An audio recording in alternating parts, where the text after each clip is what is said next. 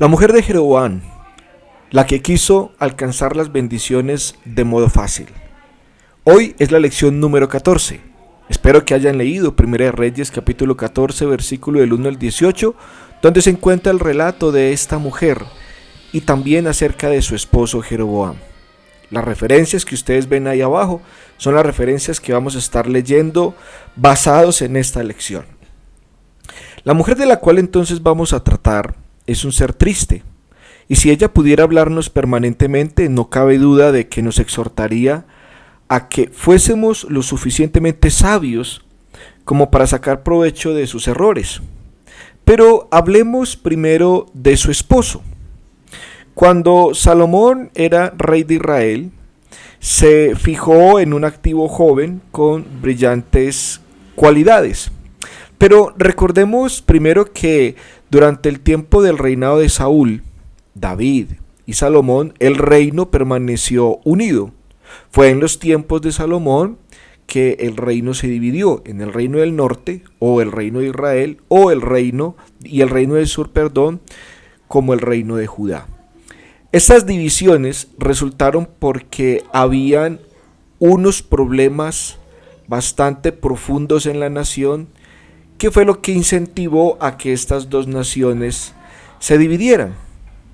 Entonces, como les decía, el rey Salomón, en sus días, él se fijó en un joven llamado Jeroboam.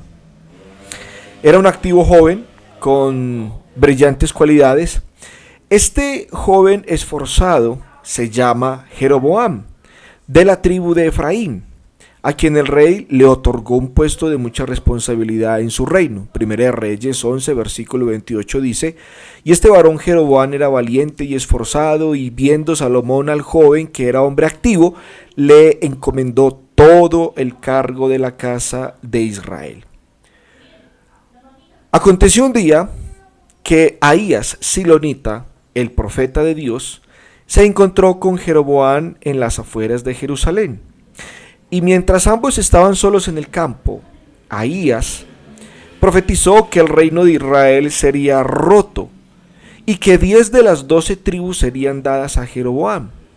Prometió edificarle casa firme. Sin embargo, la promesa era condicional. Vamos a leer ahí Primera de Reyes capítulo 11 versículo 31, las palabras del profeta Ahías.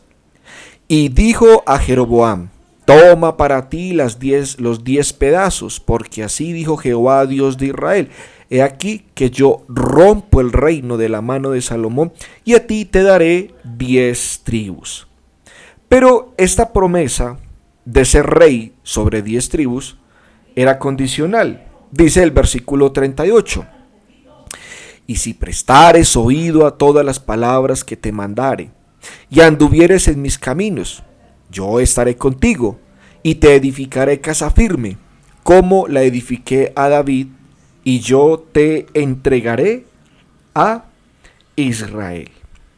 Cuando Salomón oyó esa profecía acerca de que Jeroboam iba a gobernar sobre casi todo Israel, las 10 tribus, entonces Salomón se llenó de celos y quiso matarlo.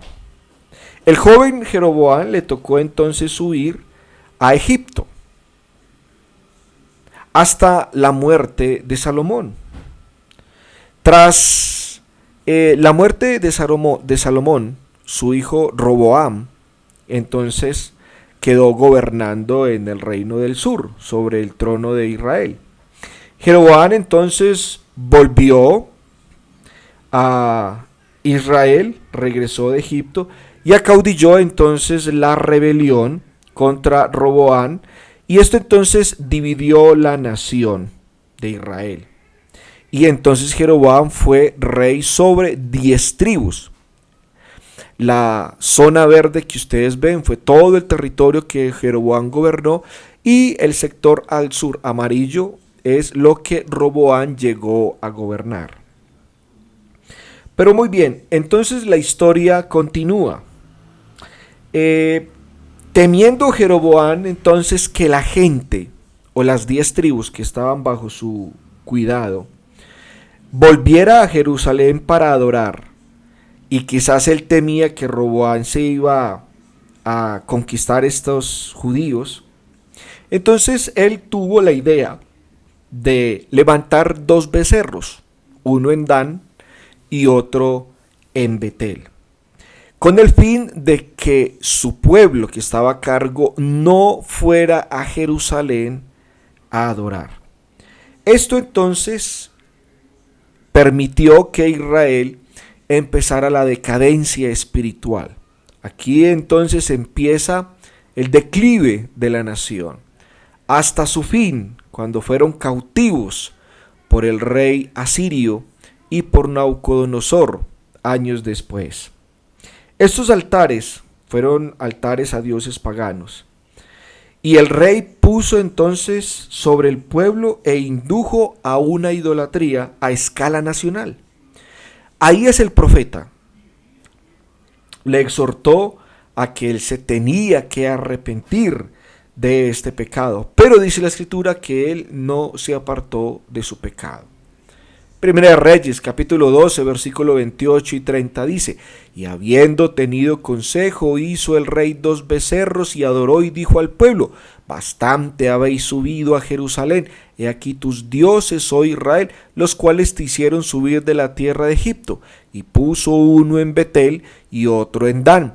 Y esto fue causa de pecado, porque el pueblo iba a adorar delante de uno hasta Dan. Como les dije, entonces el profeta Ahías le llama la atención, versículo 33 y 34 de Primera de Reyes, capítulo 13. Con todo esto no se apartó Jeroboam de su mal camino, sino que volvió a ser sacerdotes de los lugares altos de entre el pueblo, y a quien quería lo consagraba, para que fuese de los sacerdotes de los lugares altos. Jeroboam y su mujer tuvieron 2 hijos. El uno se llamaba Nadab y el otro, el más pequeño, se llamaba Abías. Primera de Reyes, capítulo 15, versículos 25 y 26. Nadab, hijo de Jeroboam, comenzó a reinar, e hizo lo malo ante los ojos de Jehová, andando en el camino de su padre, y en los pecados con que hizo pecar a Israel. De todos, el único justo era Abías, el niño. De resto, Nadab, Jeroboam, su esposa y toda la nación se habían desbocado a los pecados de la idolatría, y se hundían cada vez más en las oscuras tinieblas de la maldad. Aquí entonces es donde se desarrolla nuestra historia, y vamos a sacar varias lecciones de la mujer de Jeroboam, la que quiso alcanzar las bendiciones de una manera fácil. Ya colocados entonces en contexto y teniendo en cuenta qué ha pasado y por qué Jeroboam está ahí, entonces ocurrió, dice el relato bíblico, que un día cayó gravemente enfermo Abiam, el niño. Y obviamente pues la preocupación de sus padres los llevó a que buscaran socorro para que el niño pudiera llegar a tener mejoría. Pero este socorro, ellos sabían muy adentro de sus corazones que este socorro podía proceder del Señor, solamente de Él. Pero Jeroboam entendió que su pecado le había apartado de Jehová, y que obviamente pues no tenía derecho en realidad a pedir la ayuda del Señor, estando en ese pecado de la idolatría y habiendo hecho pecar a otros. Entonces traman un plan, él y su esposa. Él dice a su mujer que se disfrazara para ir a consultar al profeta Ahías, y de esta manera, ella disfrazada, le podría robar una bendición para su hijo, ¿sí?, sin que éste se diera cuenta.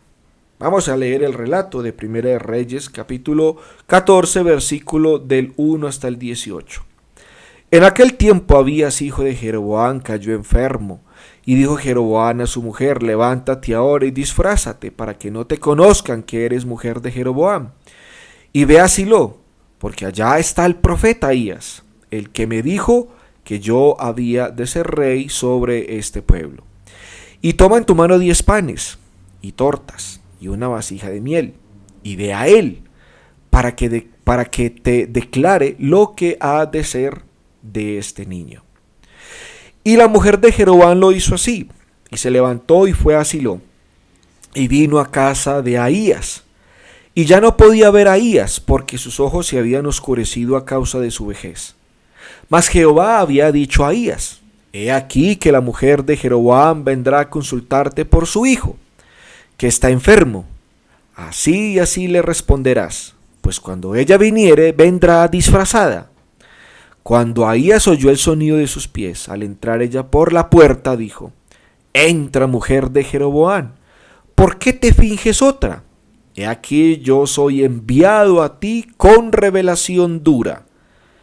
Entonces dice en el versículo 7, el profeta: ve y di a Jeroboam, así dijo Jehová Dios de Israel, por cuanto yo te levanté de en medio del pueblo y te hice príncipe sobre mi pueblo Israel, y rompí el reino de la casa de David y te lo entregué a ti, y tú no has sido como David mi siervo, que guardó mis mandamientos y anduvo en pos de mí con todo su corazón, haciendo solamente lo recto delante de mis ojos, sino que hiciste lo malo sobre todos los que han sido antes de ti, pues fuiste y te hiciste dioses ajenos en imágenes de fundición, para enojarme, y a mí me echaste tras tus espaldas.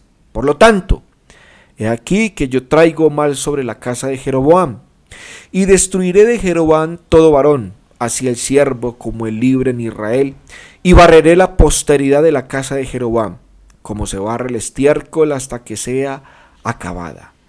El que muera de los de Jeroboam en la ciudad lo comerán los perros, y el que muera en el campo lo comerán las aves del cielo, porque Jehová lo ha dicho.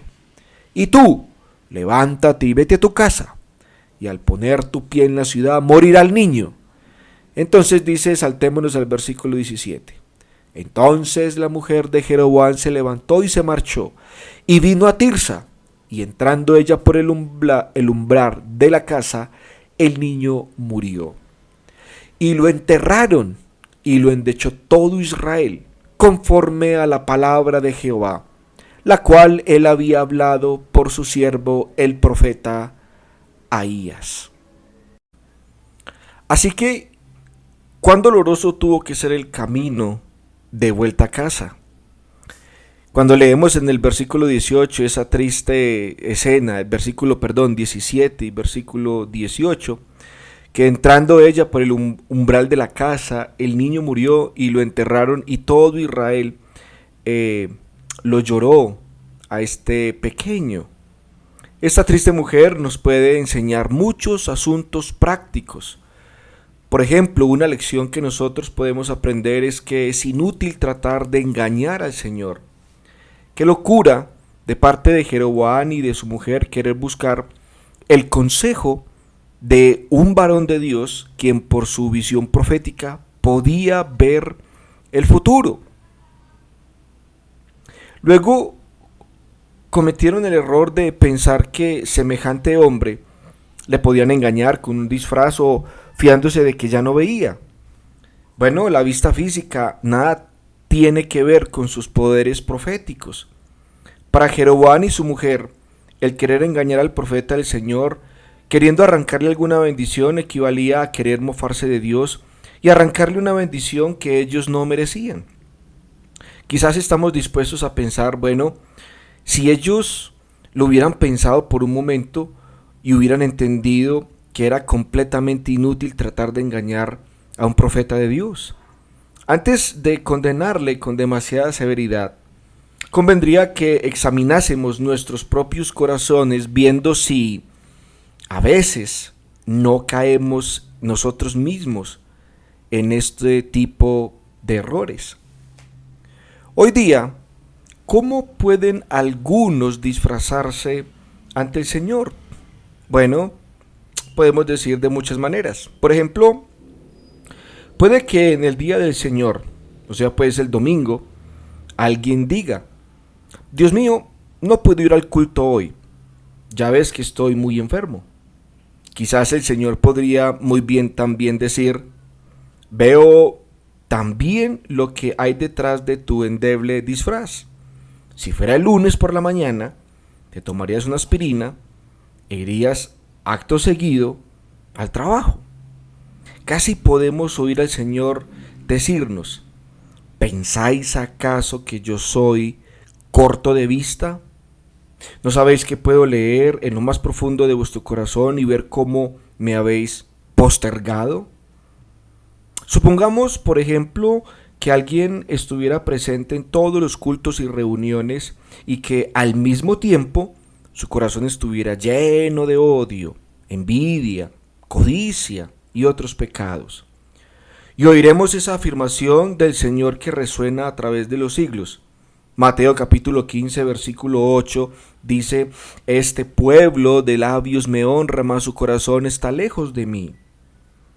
Un tercer punto que podemos nosotros notar acerca de lo inútil que es tratar de engañar a Dios es que pronto todos esos disfraces se volverán transparentes, como lo son ahora para el Señor y como también siempre lo han sido. Será como si cualquier acto y cualquier pensamiento nuestro fuera proyectado sobre una gigantesca pantalla. ¿Enseña eso la Biblia? Sí, claro, por supuesto. Por ejemplo, en 1 Corintios capítulo 4 versículo 5 leemos: así que no juzguéis nada antes de tiempo, hasta que venga el Señor, el cual aclarará también lo oculto de las tinieblas y manifestará las intenciones de los corazones, y entonces cada uno recibirá su alabanza del Señor. Bueno, dice ahí que cuando el Señor venga, aclarará lo oculto de las tinieblas, manifestará las intenciones del corazón. Bueno, hay una palabra que deberíamos nosotros resaltar en este punto, es la palabra hipócrita. La palabra hipócrita significa literalmente esconder bajo una máscara y tiene su origen en el teatro griego, cuando un actor se disfrazaba para representar a un personaje distinto de lo que era él en realidad. Hoy día, entonces, la mujer de la que estamos estudiando, la mujer de Jeroboam, es un vivo ejemplo de la locura de querer engañar al Señor, tratando de esconderse bajo una máscara. Bueno, la segunda lección que podemos nosotros sacar, o aplicación que también podemos sacar de este punto, es similar al hecho de que muchos de nosotros los cristianos en domingo tenemos una buena actitud de santidad y de rectitud ante el Señor, pero el resto de la semana tenemos una actitud y un estilo de vida contraria a esa que mostramos nosotros el domingo. También, hermanos, pronto se celebrará en el mundo católico la llamada Semana Santa, en la cual todo mundo se compunge de corazón, tiene una vida recatada y demuestran una santidad. Pero los 12 meses del año podemos preguntar: ¿qué clase de vida santa entonces manifestaron durante esa semana y no durante los 12 meses del año? Bueno, así que, como les decía, el segundo punto que también podemos aprender es el pecado de tener un corazón dividido. Dios siempre exigió un servicio sincero. Sin embargo, hombres y mujeres de todos los tiempos intentaron amar a Dios y al mundo al mismo tiempo. Es querer convertir a Dios en un mero espectador, o querer tener una relación o una religión para Dios, o una relación con Dios para pasar el rato, y otra religión para tiempos de prueba y adversidad. ¿Por qué Jeroboam no mandó pedir ayuda a los becerros que había levantado? Estos becerros de oro en Dan y en Betel. Él quiso llevar una vida que le diera popularidad y placer.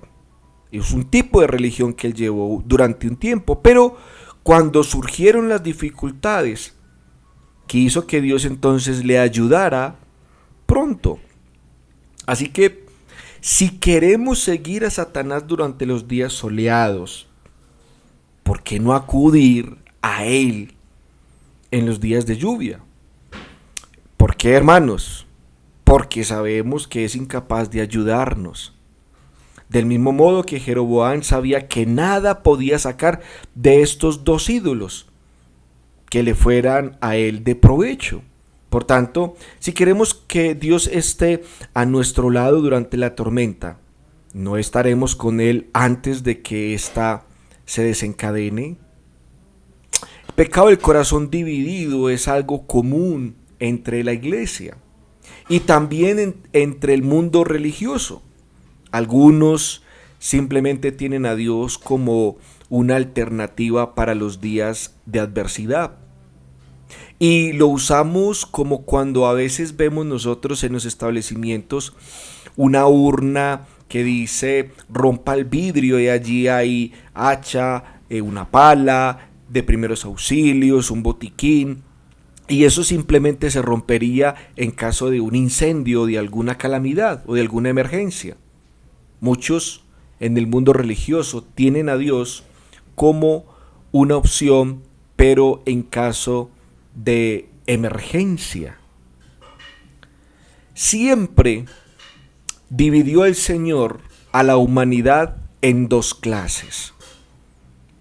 Y no hay términos medios. Por ejemplo, en los días de Noé había justos y malvados. ¿Vamos por el camino ancho o por el camino estrecho? Así lo dice nuestro Señor Jesucristo en Mateo capítulo 7, versículo 13 y versículo 14. O edificamos con Cristo sobre la roca o lo hacemos sobre la arena. Mateo 7, versículo 24 y 27.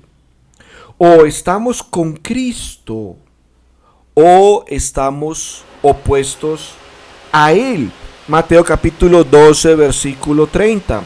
En el día del juicio final, la Biblia nos dice que delante de Él estarán todas las naciones y apartará las cabras a la izquierda y las ovejas a la derecha. Mateo capítulo 25, versículo 31 y versículo 46.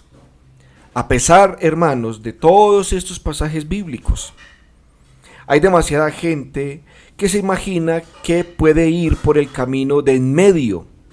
O sea, pues no son, dicen ellos, ni demasiado buenos ni extremadamente malos. Y se figuran que andan bastante bien por lo que a lo espiritual se refiere. Esa enseñanza no tiene el menor apoyo en la Biblia. Mateo 6, versículo 24 dice: nadie puede servir a dos señores, porque o aborrecerá al uno y amará al otro, o estimará al uno y menospreciará al otro. No podéis servir a Dios y a las riquezas. Así lo enseñó Jesucristo en Mateo capítulo 6, versículo 24 hasta el versículo 34. Bueno, el apóstol Juan también dice en 1 Juan 2:15: no améis al mundo ni las cosas que están en el mundo. Si alguno ama al mundo, el amor del Padre no está en él. Así que a medida que aumenta el amor al mundo, mengua el amor por Dios y viceversa. Es algo inevitable. Mientras vaya aumentando nuestro amor por el Señor, se fortalece nuestro anhelo de evitar aquello que tiende a destruir lo espiritual. Distracciones o libros que no convienen, estrechas relaciones con gente mundana, torpes conversaciones y cualquier cosa que tiende a apartar nuestros corazones del Señor. Seguidamente podemos también mirar una tercera lección sobre la mujer de Jeroboam, y es la respuesta a una impenitente buscadora de bendiciones. La respuesta que Dios le da a una buscadora de bendiciones.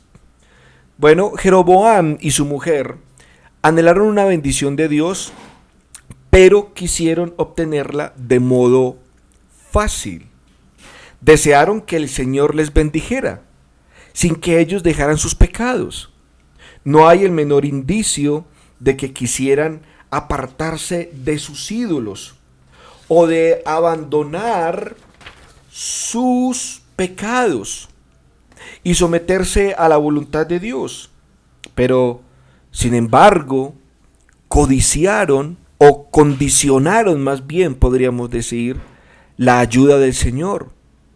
Los hombres en todo tiempo han obrado así, pero el clamor a Dios en tiempo de angustia, sin obedecer sus mandamientos, no llevará a ninguna parte, y obviamente pues no se tendrá ninguna respuesta de parte del Señor. ¿Qué dice Jesucristo en Mateo 7:21?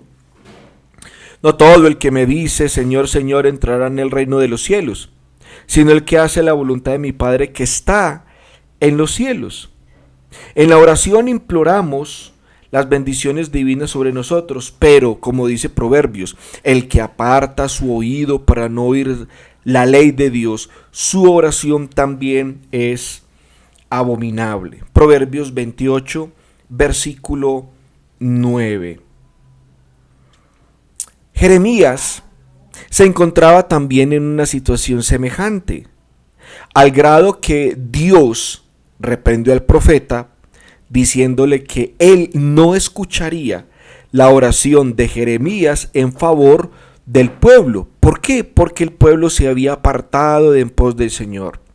Jeremías capítulo 7, versículo 16 y 17 dice: Tú pues no ores por este pueblo, ni levantes por ellos clamor ni oración, ni me ruegues porque no te oiré.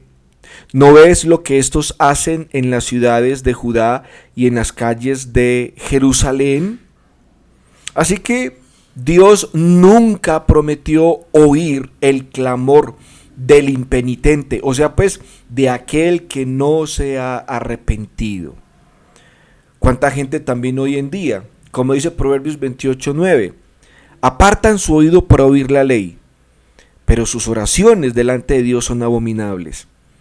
¿Cuántos quieren buscar de Dios las bendiciones en tiempos difíciles? Pero cuando tuvieron tiempos buenos, no buscaron al Señor. No leían la palabra, no les interesaba, no les importaban las cosas del Señor. Pero muchos cuando se ven ya en dificultades, ahí sí buscan la iglesia, llaman: hermano, ore por mí, por esta situación, por mi trabajo, por mi salud. Pero ellos mismos no están interesados en buscar las cosas del Señor. Pues de la misma manera que Dios respondió a la mujer de Jeroboam, Dios respondería hoy también. Así que, como dice el Salmo, dice el insensato: no hay Dios.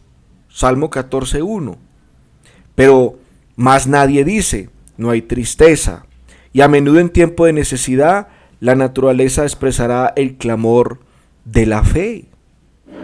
Y al templo se apersonan aquellos que nunca acudían.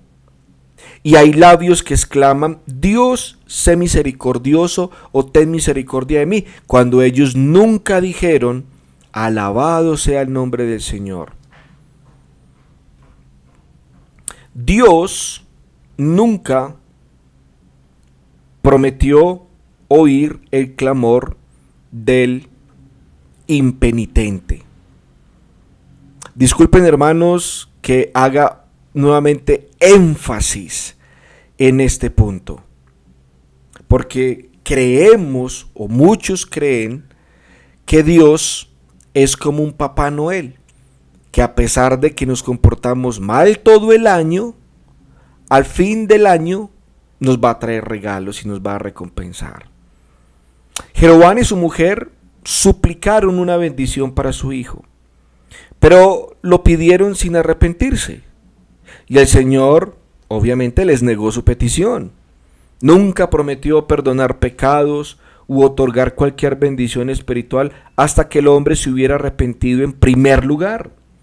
En cambio, hasta que el hombre se arrepiente, ¿sí?, lleva su corazón contrito y humillado ante el Señor para buscar de Él el perdón y tener la salvación de sus pecados, y que sea regenerado, obviamente Dios le perdonará y Dios le recibirá como su hijo, y a partir de ahí podrá gozar de una comunión con Dios y Dios le escuchará sus oraciones y estará al tanto de sus necesidades. Aun cuando también hay que tener hay que tener cuidado de caer en la tentación de, bueno, me arrepiento, busco al Señor, me bautizo con el propósito de obtener alguna bendición material. Muchos buscan al Señor y cumplen con las condiciones que Dios pide, pero tienen en un corazón enfocado en obtener de Dios alguna bendición material. Por eso es necesario enfatizar sobre el arrepentimiento. ¿Qué es el arrepentimiento? Es un cambio de corazón producido por el pesar de haber pecado y seguido de un cambio de vida.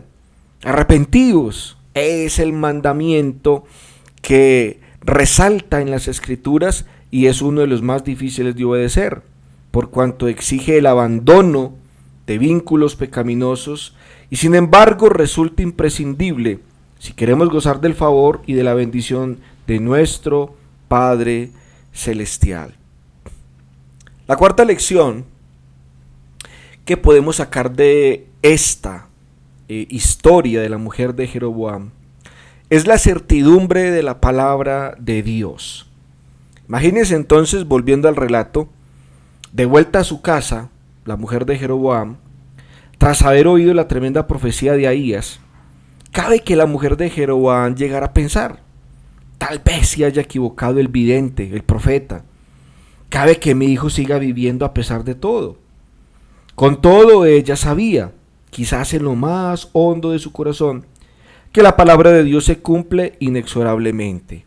Si tuvo la menor duda, esta se disipó al cumplirse a la letra las palabras del profeta. Tan pronto como su pie tocó el umbral, murió su hijo. Dios ha hecho graves advertencias y sin embargo mucha gente permanece escéptica. Abierta o secretamente, desde Adán hasta ahora, una de las herramientas más eficaces de Satanás ha sido la de persuadir a hombres de que podían gozar de sus iniquidades sin atenerse a las consecuencias y de que la palabra de Dios se cumplirá y de que sus advertencias también no deben tomarse de una manera en serio. El ateo puede gritar, puede argumentar, hasta encolerizarse, pero no puede cambiar la certidumbre de la palabra de Dios. Puede mandar esparcir sus cenizas sobre la faz del océano y luego desafiar al Señor de hallarle en el día del juicio, como algunos lo han hecho, pero no pueden anular el poder de la palabra del Señor. Hace algunos años, un hombre de negocios mandó comprar un barómetro. Recibió uno bastante caro. A la vuelta de correo, cuando lo abrió, la flecha indicaba el punto de más baja presión. Disgustado, llamó a su secretaria para dictarle una carta muy dura que fue devuelta al fabricante junto con el barómetro, supuestamente defectuoso. Al finalizar esa misma tarde, se desató un huracán que destruyó a la mitad de la ciudad. El hombre de negocios había tenido tiempo suficiente para ponerse a resguardo, pero no quiso tomar en serio la advertencia del barómetro. Sin embargo, destruir el barómetro no alejará la tormenta. También la segunda anotación que podemos nosotros hacer de este punto número 4, sobre la certidumbre de la palabra del Señor, es negarse a aceptar las advertencias de Dios no impedirá su cumplimiento. Esta es una lección que le ha costado aprender a toda la humanidad a lo largo de los siglos. Viene el juicio, Dios lo afirma. Dará cada uno cuenta de sí por lo que ha hecho, Dios lo dice. Sufrirá el malo el castigo eterno, el Señor lo asegura. Ha preparado lugar para los redimidos y un lugar para los que han sido condenados. El Señor lo dice claramente. Pero Estábamos plenamente convencidos de la certidumbre y de la veracidad de la palabra del Señor. Por ejemplo, recordemos el texto de Pedro en su segunda carta, capítulo 3, versículo 3 y 4. Sabiendo primero esto, que en los posteriores días vendrán burladores andando según sus propias concupiscencias, y diciendo, ¿dónde está la promesa de su advenimiento? Porque desde el día en que los padres durmieron, todas las cosas permanecen así como desde el principio de la creación. Pedro dice aquí, hermanos, que muchos dudarán y se preguntarán acerca de si el Señor vendrá realmente. ¿Dónde está la promesa de su venida? Porque no ha pasado nada. Los días pasan y desde el día de la creación, pues todas las cosas siguen igual. Pero esto no borra el hecho de que esa promesa de que Cristo vendrá por segunda vez no se cumplirá. La quinta lección podemos nosotros aprender es la certidumbre de la palabra de Dios. Bueno, ya lo vimos, vuelvo y repito. Así que, lección número 4, vuelvo y digo, estamos plenamente convencidos de la certidumbre, de la veracidad de la palabra del Señor. Bueno, ya vimos lo que el apóstol Pedro nos decía ahí en su segunda carta en el capítulo 3 acerca de su venida, es un ejemplo. Ahora, hermanos, la quinta lección que podemos aprender sobre la mujer de Jeroboam es una sobria reflexión sobre la muerte. La enfermedad y la muerte de su hijo Abiam deberían haber tenido por resultado el de llevar a Jeroboam y a su mujer nuevamente al Señor, porque la presencia de la muerte despierta las más serias consideraciones de las que el hombre es capaz. Nada puede compararse al estremecimiento que nos provoca nuestro primer encuentro con la muerte de algún ser querido. El poeta inglés Byron, en su obra titulada Caín, nos describe de un modo bastante vivido los sentimientos de este cuando se inclinó sobre el cuerpo muerto de Abel y presenció por primera vez ese horrible y espantoso misterio que encierra la muerte y el hecho de ver a Adán y Eva, a su hijo Abel, ahí tirado sin vida. Es horrible y espantoso. El misterio siempre está presente y siempre es nuevo y siempre es impactante. Semejante experiencia ha hecho que muchos se volvieran a Dios y la mente de Jeroboam hubiera tenido que recordar como cierto día, hace muchos años, cuando un profeta en las afueras de Jerusalén hizo la siguiente promesa a un joven temeroso de Dios, que le dijo: si prestares oído a todas las cosas que te mandara y anduvieres en mis caminos, hicieres lo recto delante de mis ojos, yo estaré contigo. Así lo dice Primera de Reyes, capítulo 11, versículo 38.